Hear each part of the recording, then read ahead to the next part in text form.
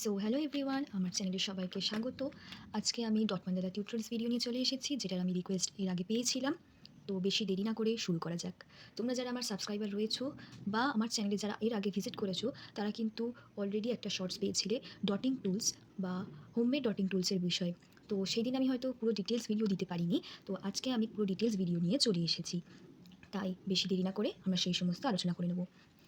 Dot mandala করতে গেলে তোমরা কম বেশি সবাই জানো যে টুলসগুলো দরকার পড়ে, সেগুলো হচ্ছে ডটিং টুলস বা এগুলোকে নেল আর্ট টুলসও বলা হয়। নেল আর্টসের ক্ষেত্রেও এই টুলসগুলো ব্যবহার করা হয়। এই টুলসগুলো ইউজ করা আমি অলরেডি শর্টসে দেখিয়েছি, তাই আমি শর্টসে যেহেতু দেখিয়েছি, এরপর আমি আর আলাদা করে দেখাচ্ছি না। এছাড়া আরও বলে রাখি, যারা এই dotting tools as a beginner তোমরা এখনই অ্যাফোর্ড করতে পারছো না বা তোমরা এখনই চাইছো না যাতে এটা এখনই পারচেস করা হোক, তো সেক্ষেত্রে তোমরা এক কাজ করতে পারো, তোমরা বিভিন্ন হোমমেড টুলস অ্যারেঞ্জ করতে পারো। যেমন টুথপিক, ইয়ারবাডস, খালি পেনের ব্যাক টিপ দিয়ে তোমরা ইউজ করতে পারো। খালি পেনের ব্যাক টিপ, মার্কারের ব্যাক টিপ, বিভিন্ন রকম স্ট্র ইউজ করতে পারো, এক্সেস বটলের ক্যাপ ইউজ করতে পারো। তাছাড়া তোমরা পেন ব্রাশের ব্যাক টিপও ইউজ করতে পারো, যে কোনো পেন ব্রাশের ব্যাক টিপ ইউজ করতে পারো, কোনো অসুবিধা নেই। তবে এইগুলো ইউজ করার, এই হোমমেড টুলসগুলো ইউজ করার একটাই সমস্যা, যে এতে খুব বেশি পরিমাণে রং নষ্ট হতে থাকে। কিন্তু যারা অ্যাফোর্ড করতে পারবে না বা এখন চাইছো না, তারা এগুলো দিয়ে প্র্যাকটিস করতে থাকো, কোনো সমস্যা হবে না। ডটিং টুলস ছাড়া তোমরা হোমমেড টুলস দিয়েও যদি প্র্যাকটিস করতে চাও, কোনো সমস্যা হবে না। দুটোর মধ্যেই একটু হয়তো সামান্য এদিক ওদিক তফাৎ থাকতে পারে, কিন্তু দুটোর সঙ্গেই কোনো সমস্যা কিন্তু নেই। তো এইগুলো দিয়ে তোমরা অন্তত আপাতত বিগিনার্স হিসেবে প্র্যাকটিস রাখতে পারবে। ডট মান্ডালা করতে গেলে তোমাদেরকে যে জিনিসটার উপর বেশি ফোকাস করতে হবে, সেটা হচ্ছে অ্যাক্রিলিক কালার্সকে মেনটেন করা। এবার তোমরা বলবে অ্যাক্রিলিক কালার্সকে মেনটেন করতে হবে কেন?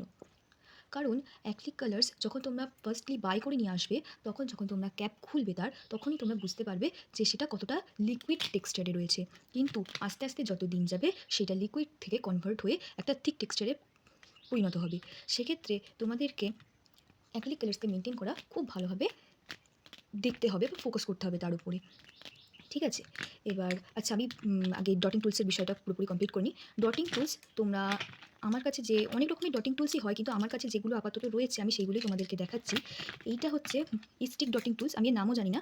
স্টিক ডটিং টুলস, যেটার মোট 8টা পিন রয়েছে, যেটা আমার কাছে, বা 8টা টুলস রয়েছে এটার। এটা একটা সেট। এই সেটটা কত দাম এখন আমার মনে পড়ছে না, কিন্তু যাই হোক, তোমরা এই সেটটা নিতে পারো। আর আরেকটা সেট যেটা রয়েছে সেটা হচ্ছে বল পিন সেট। এইটা তোমরা কাছাকাছি তোমাদের কোনো ক্রাফট স্টোর বা স্টেশনারি স্টোর থেকে বাই করতেই পারো। প্লাস হচ্ছে তোমরা এটা অনলাইনে ফ্লিপকার্ট বা অ্যামাজনে তোমরা অবভিয়াসলি পেয়ে যাবে, সেখান থেকেও তোমরা পারচেস করতে পারো।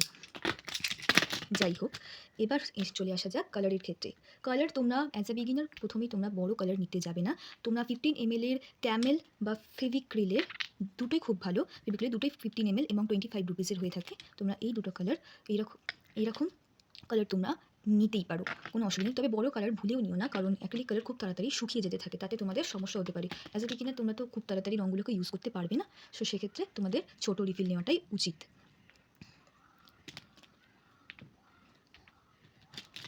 এবার আসা যাক মেন যে কথায়, ডটিং টুলস ইউজ করতে গেলে যে তোমাদেরকে কালারকে কন্ট্রোল করতে হবে বা মেনটেন করতে হবে, যাতে একটা ফাইন রাউন্ড শেপ আসে যখন তোমরা ডটিং টুলস করবে। সেক্ষেত্রে তোমাদেরকে আমি দুটো রং দেখিয়ে বোঝাচ্ছি। তোমাদেরকে আমি ক্যামেলের এই ক্রিমসন কালারটাকে দিয়েই বোঝাচ্ছি। এটা সবেমাত্র নতুন আমি কিনে নিয়ে এসেছি, এই কিছুদিন হচ্ছে। তো এর আমি টেক্সচারটা তোমাদেরকে দেখাচ্ছি। আমি জানি না তোমরা দেখতে পাচ্ছ কি না, তবে আমি তোমাদেরকে ঢেলে দেখাই। দেখো এটা কতটা লিকুইড পরিমাণে রয়েছে, এটা কতটা লিকুইড পরিমাণে।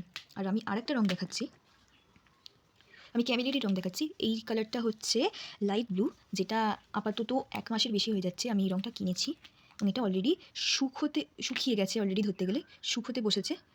দেখো কতটা থিক টেক্সচার, এটার প্রচণ্ড পরিমাণ থিক টেক্সচার। তাহলে তোমরা বুঝতেই পারছো দুটো কালারের মধ্যে ডিফারেন্সটা কি। এটা অলরেডি থিক হয়ে যাচ্ছে, আর এটা সদ্য যখন আমি কিনে নিয়ে এসেছি, সদ্য নয় যদিও বা, তাও সত্ত্বেও এটা এখনও লিকুইড টেক্সচারে আছে। তো এবার আমি তোমাদেরকে দেখিয়ে দিই, এই দুটো রং ইউজ করে আমি দেখিয়ে দিই লিকুইডিটির টেক্সচারের উপরে নির্ভর করে কতটা কি ডট মান্ডালার ওপর এফেক্ট পড়ে। একটা মান্ডালা করতে গেলে কীরকম কী এফেক্ট পড়বে আমরা একবার দেখে নিই।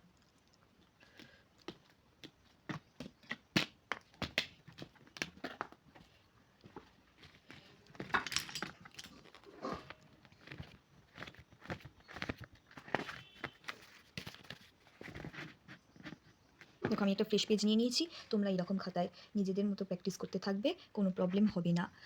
হ্যাঁ, আরেকটা জরুরি কথা তোমাদেরকে বলে দিই, তোমরা যেহেতু বিগিনার তোমরা অবশ্যই সরাসরি কোনো কাজে হাত দেবে না বা সরাসরি কোনো কিছুতে অ্যাপ্লাই করতে যাবে না। আগে তোমরা কিছুদিন নিজেরা বাড়িতে প্র্যাকটিস করতে থাকো, যাতে সেটা নিট অ্যান্ড ক্লিন ফাইন হয়।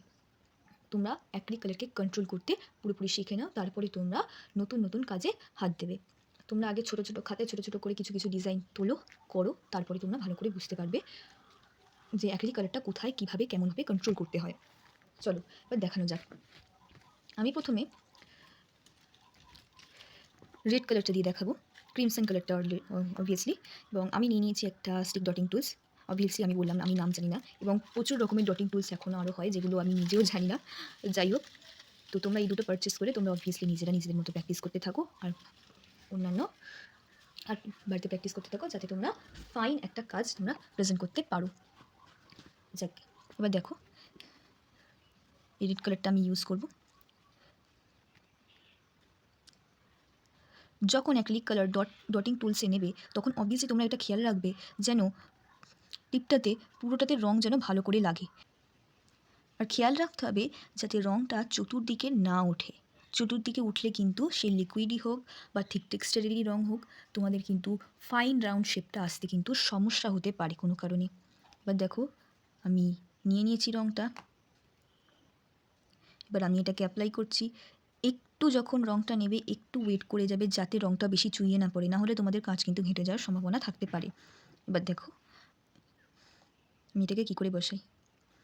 খুব আস্তে করে বসাবে, খুব বেশি প্রেশার না, তাতে কিন্তু ঘেঁটে যাওয়ার সম্ভাবনা থাকবে। খুব ধীরে জাস্ট খালি ঠেকিয়ে তুলে নেওয়া, আমি আরেকটা করে দেখাচ্ছি।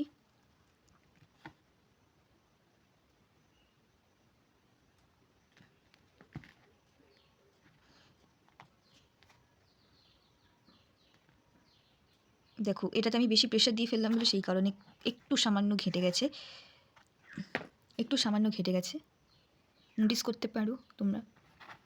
মানে একটু বেশি প্রেশার দিলেও কিন্তু ঘেঁটে যাওয়ার সম্ভাবনাটা থাকবে, এটাই আমি তোমাদেরকে বোঝাতে চাইছি। বেশি প্রেশার নয়, হালকা প্রেশার দেবে, আর যখন রং তুলবে তখন অবশ্যই একটু দেখে নেবে যেন রং একটু বেশি করে নিচে লাগলেও কোনো অসুবিধা নেই, কিন্তু প্রেশার দেবে না, যা ঘেঁটে যাওয়ার উপক্রম যাতে না হয়।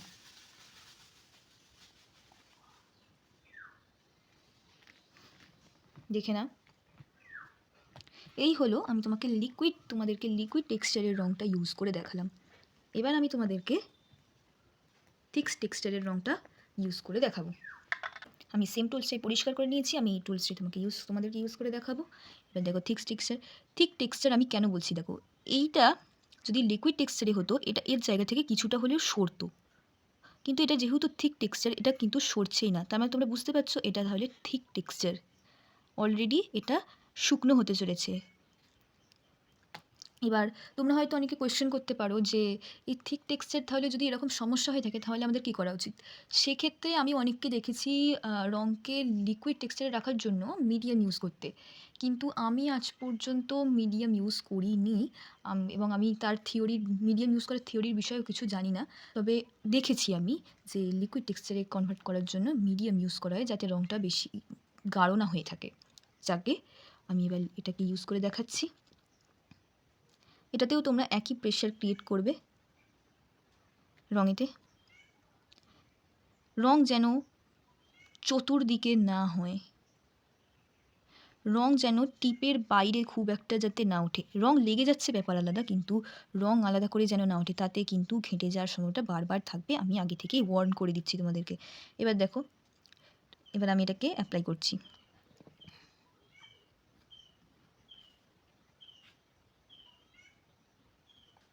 এটাকেও সেমভাবে ইউজ করবে। দেখো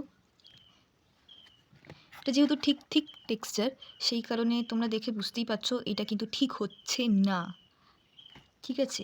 এটা তোমাদেরকে একটু ম্যানেজ করতে হবে। তো তোমরা এইভাবে এটাকে একটু ম্যানেজ করে নিতেই পারো, কোনো অসুবিধা নেই। বা তোমরা,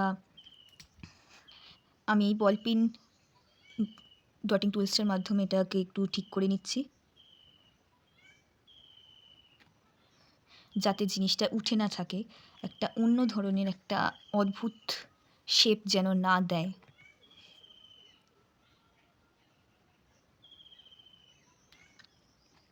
দেখো তোমরা, আমি আরও দুটো করে অবশ্যই দেখাবো।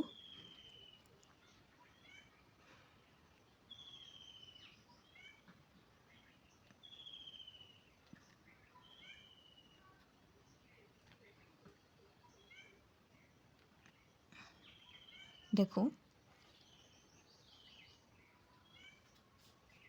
খুব হালকা প্রেশার দেবে। হালকা মানে কি, প্রেশার একবারে যাতে না দেওয়া যায় ততই ভালো। ওই জন্যই যে রং শুকিয়ে যাবে সেই রঙে একটু করতে অসুবিধা হবে, কারণ ওখানে তো যদি লিকুইড হয়, লিকুইডের ক্ষেত্রে তো প্রেশারটা কম দিতে হয়, তাতে ঘাঁটার চান্সেসটা কম থাকে। কিন্তু ঠিক টেক্সচারের ক্ষেত্রে একটু ঘেঁটে যাওয়ার চান্সেসটা থাকে, কারণ ওতে একটু প্রেশার দিয়ে রঙটাকে আমাকে লাগাতে হচ্ছে। প্রেশার মানে কি, মানে একটু বেশি আমাকে রাখতে হবে জিনিসের ওপর যখন আমি ডট প্যানেলের ডটটাকে ফেলবো। সো সেক্ষেত্রে তোমাদেরকে নোটিস রাখতে হবে অবশ্যই। আর অবশ্যই এক্সেস যেটা ডটিং টুলসে লেগে থাকবে, তোমরা ওটা নষ্ট যাতে না হতে দেওয়া হয়, সেই কারণে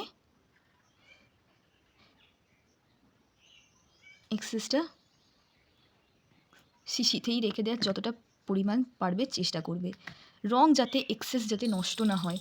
ডট মডেলের ক্ষেত্রে কিন্তু ডটিং টুলসের গায়ে এদিক ওদিক রং লেগে গেলে রং কিন্তু নষ্ট হয়, এটা তো স্বাভাবিক ব্যাপার আমাদের ক্ষেত্রে। মানে আমি যেহেতু বহুদিন ধরে করছি, এটা আমার কাছে খুব স্বাভাবিকের ব্যাপার। কিন্তু প্রথম প্রথম তোমরা যারা করবে তাদের ক্ষেত্রে তো এতটা রং ইউজ করা সম্ভব নয়, বা প্রতিদিন নতুন নতুন রং কেনাও সম্ভব নয়। সেক্ষেত্রে আমি তাদেরকে বলে রাখলাম আগে থেকে। তো এই হলো, তোমরা দেখে নিলে, আমি তোমাদেরকে ইউজ করে দেখালাম। তোমাদের আরও কিছু যদি জানার ইচ্ছা থাকে তোমরা অবভিয়াসলি আমাকে জানাবে। আমি অবশ্যই যথাসাধ্য চেষ্টা করব তোমাদেরকে প্রত্যেকটা বিষয়ের জিনিসে জানানোর বিষয়। এবার তোমরা বলবে ডট মান্ডালার ক্ষেত্রে কালার কি ইউজ করবে। কালার ইউজ করার কোনো তো থিওরি তো নেই, কিন্তু তোমরা, আমি যদি বলতে চাই, তোমরা প্রথমে হয়তো প্র্যাকটিস করতে করতে তোমরা বুঝতে পারলে যে হ্যাঁ, আমি এবার আমার হাতটা এবার ঠিক হয়ে গেছে, আমি এবার একটা কাজ করতে শুরু করব। তোমরা তাহলে আলাদা আলাদা করে তোমাদের পছন্দ মতো রঙ কিনে নিয়ে এসে তোমরা ইউজ করতে পারবে। আলাদা করে কোনো কিছু স্পেসিফিক্যালি কিছু কালার নেই ডট মান্ডালা করার জন্য। তোমরা অবভিয়াসলি অ্যাক্রিলিক কালারই ইউজ করবে করার জন্য। আর যদি বলতে চাই তোমরা নিজের পছন্দ মতো কিনে নিতে পারো। প্লাস হচ্ছে তোমরা এক কাজ করতে পারো, তোমরা কিন্তু ফেভিক্রিল অ্যাক্রিলিকের প্যাস্টেল কালারের যে 6 পিসেসের সেট হয়, সেই সেটটা নিতে পারো, বলে দিচ্ছি। নিতে পারো, সেটা তোমাদের ব্যাপার, তোমরা কী করবে না করবে। যাই হোক, এবং এই হলো আজকের ভিডিও, আমি তোমাদেরকে জানালাম। সো অবশেষে আজকে আমি পুরো ভিডিওটা ডট মান্ডালার টুলসের ওপরে রঙের উপরে দিলাম। আর এরপর আমি ডট মান্ডালার বিভিন্ন রকমের স্ট্রোকসের ওপর ভিডিও দেবো। ছোটো ছোটো ডট মান্ডালার বিষয়ে কিছু কিছু শর্টস দিতে থাকবো, তোমরা সেইগুলো দেখে প্র্যাকটিস করতে থাকো। আর অন্যান্য কিছু জিজ্ঞাসা করার থাকলে তোমরা অবশ্যই কমেন্টে আমাকে জানিও। ভিডিওটা ভালো লাগলে অবশ্যই একটা লাইক করবে, শেয়ার করবে, কমেন্ট করবে। আর অবশ্যই যার ভালো লাগবে সাবস্ক্রাইব করে নেবে আরও অন্যান্য কিছু জানার জন্য। ভিডিওটা প্রথম থেকে শেষ পর্যন্ত দেখার জন্য অনেক ধন্যবাদ। Thank you.